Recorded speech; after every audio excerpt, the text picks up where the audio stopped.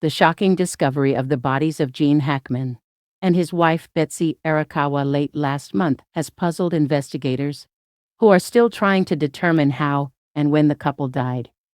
Hackman, who was 95, and Arakawa, 65, were discovered in their home in Santa Fe, New Mexico, by a neighborhood security officer after pest control workers reported not being able to get in touch with the residents. Authorities investigating the deaths have already said a deadly carbon monoxide leak is unlikely. But now an expert who is not involved in the investigation is weighing in on another theory recently bandied about: that Hackman and Arakawa may have died by companion suicide. James Gill, Chief Medical Examiner for the Connecticut Office of the Chief Medical Examiner, shared Tuesday with People that the theory is an unlikely explanation for the puzzling deaths.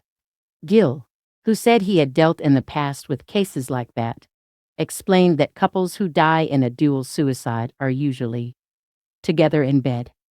However, police have said that Hackman was found dead in the house's mudroom, with his can and sunglasses near him on the ground, while Arakawa was discovered lying on the bathroom floor with prescription pills strewn across the nearby countertop.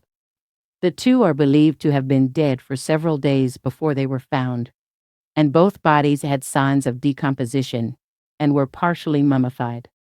According to Santa Fe County Sheriff Adan Mendoza, Hackman's pacemaker was last registered as working on February 17, 9 days before the bodies were discovered, which could potentially indicate the day he died.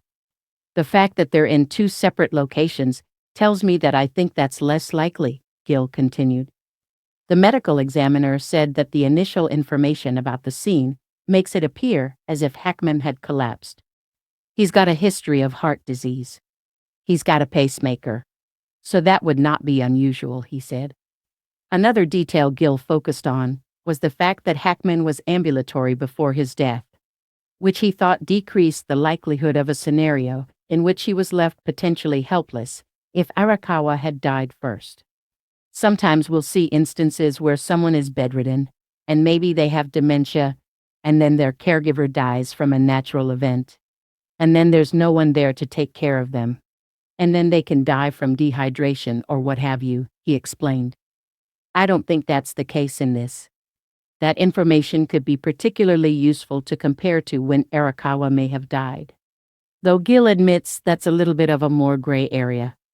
Some fans of the actor were disturbed to learn that one of the couple's 3 dogs, a 12-year-old Australian Kelpie mix named Zinna, had been found dead in their home, while the other 2 dogs were still alive, according to USA Today.